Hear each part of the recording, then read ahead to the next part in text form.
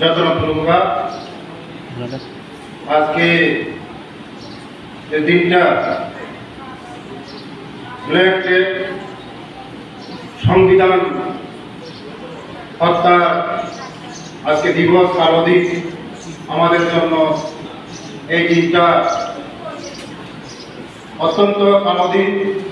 তার জন্য আজকে আমাদের সিপাহীজলা ডিস্ট্রিক্টের মধ্যে আজকে এখানে আমাদের একদিনের সেমিনার হচ্ছে। উপস্থিত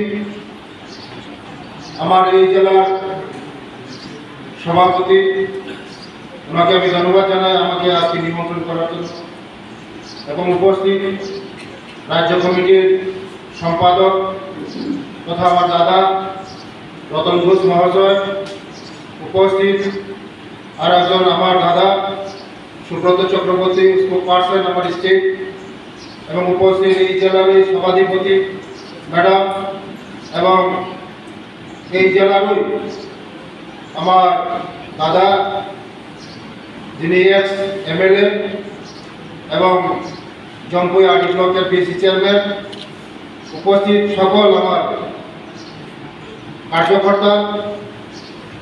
আজকের দিনটা অত্যন্ত আমাদের জন্য কালো দিন।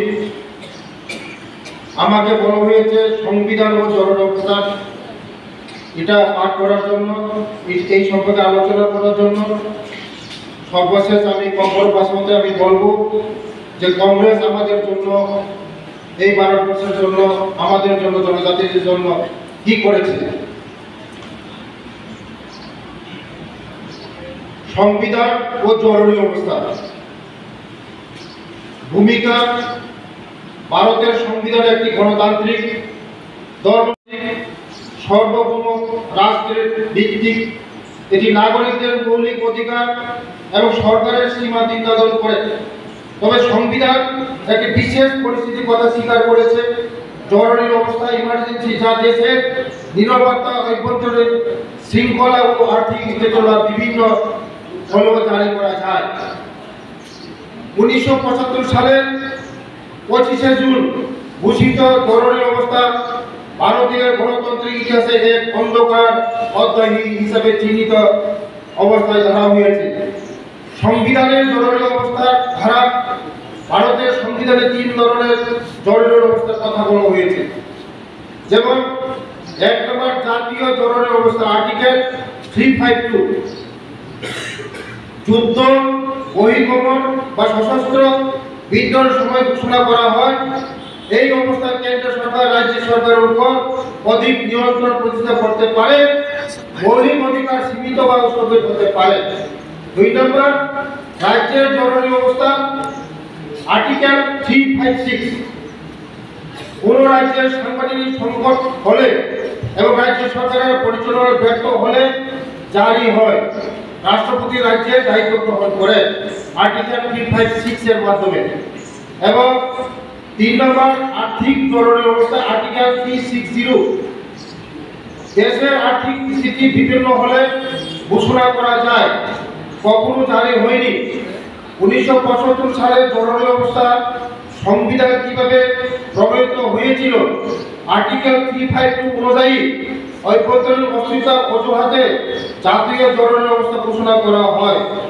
রাষ্ট্রপতির মাধ্যমে মৌলিক অধিকার যেমন বাক স্বাধীনতা, মত প্রকাশ, সংগঠনের অধিকার, 19 এবং আর্টিকেল 21 এর মতো গুরুত্বপূর্ণ ধারাগুলি কার্যত অকার্য করা হয়ে যায়।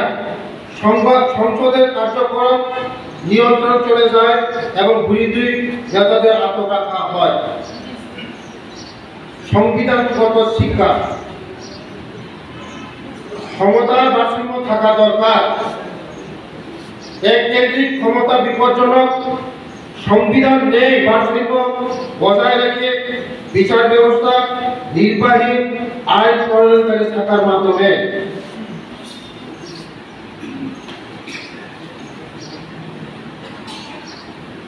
অধিকার রক্ষার জন্য ন্যায় বিচার ও অপরিহার্য। আর্টিকেল 21, জীবন ও ব্যক্তিগত স্বাধীনতার অধিকার জরুরি অবস্থাতে বাতিল করা উচিত নয়, এমন মত আদালতের মাধ্যমে পরে প্রতিষ্ঠিত হয়। নাগরিক সাংবিধানিক সংস্কার ও জনসচেতনতা প্রয়োজন। ৪৪তম সংশোধিত ১৯৭৮ অনুযায়ী জরুরি অবস্থা জারির শর্ত কঠিন করা হয় এবং কিছু মৌলিক অধিকার স্থগিতযোগ্য নয় বলে নির্ধারণ করা হয়। উপসংহার: জরুরি অবস্থা আমাদের শেখায় যে সংবিধানে অলঙ্ঘনীয়তা রক্ষা করাই গণতন্ত্রের প্রথম শর্ত। সংবিধান কেবল একটি আইন, বই নয়, এটি জনগণের অধিকার ও স্বাধীনতার প্রতীক। নাগরিক হিসাবে আমাদের দায়িত্ব ও সংবিধানকে সম্মান ও রক্ষা করা এবং জরুরি অবস্থার মতো কৃত্যবাদী অপব্যবহারের বিরুদ্ধে সজাগ থাকা। আজকে ভারতবর্ষের যিনি করেছেন আমাদের স্বর্গীয় ইন্দিরা গান্ধীজি, ভারতবর্ষের এই আমাদের আইনকে হত্যা করা হয়েছে এবং আমাদের যে অধিকারগুলি, মৌলিক অধিকারগুলি হত্যা করা হয়েছে, তার জন্য আমরা আগামী দিন সজাগ থাকতে হবে। ভারতবর্ষের জন্য, আমাদের এই ত্রিপুরা রাজ্যের জন্য কংগ্রেস কি করেছে আমাদের জন্য এটা ভাবতে হবে। হাজারে তাপকে মুখ নরযতন সাইল বিগত কংগ্রেস আমল বিশেষ করে তিনি জনজাতির মাছাইয়া মানাইয়া নকরে হুকরে তিগরে তোমরা বঞ্চিত খাইকা এই কংগ্রেস চিনি বরণ এমন ভাবে এবার নির্যাতন থাকে চিনি বরণ শিক্ষা দীক্ষা চিনি বরণ মাছাইয়া মানাইয়া কংগ্রেস শাসন পুরো সাইমন শচীন্দ্রলাল সিংহ সুকুমার সেনগুপ্ত আমল চিনি বরণ শোষণ খাইকা আবার তিনি চিনি সরকার ফাইনালি করে চিনি জনজাতির চিনি ভাবে যে অধিকারী মানে চিনি মোদীজি, চিনি রাজ্যের মুখ্যমন্ত্রী নররত্ন সাইবর, তিনি সরকার ফাইনালি করে চিনি বড় শিক্ষা দীক্ষা লামা তুই কারেন্ট জনজাতির বিভাগে বসে সুবিধা পাই যায়। ৩৫ বছর এই সিপিএম মাত্র ৪টা একই স্কুল চিনি সরকার ফাইনালি করে ৩৫টা স্কুল। আবার কংগ্রেস এবং সিপিএম জনজাতির অঙ্গগুলো খেলে শুধু ভোটি রাজনীতি খাইয়া চিনি বড় ক্ষমতা চিনি বড় অশিক্ষিত খাইয়া সে মা বুঝি নয়। নরযতন সাইবর মিয়া সুদীপ বর্মন চিনি বড় বিভাগে জনজাতি থাকা মিয়া, এই সুদীপ বর্মন কংগ্রেস নিয়ে এমএলএ বিজেপির নাকি জনজাতির উপর শুধুও কোনদিন পুরো জনজাতির উপর শেষের দিকে তিনি বিজেপি কার্যকর্তারা শেষের দিকে উনি দিনের শুধুইয়া যদিও ইজ্জত থাকে, যদিও তিনি জনজাতির উপর মান সম্মানী খায়, একমাত্র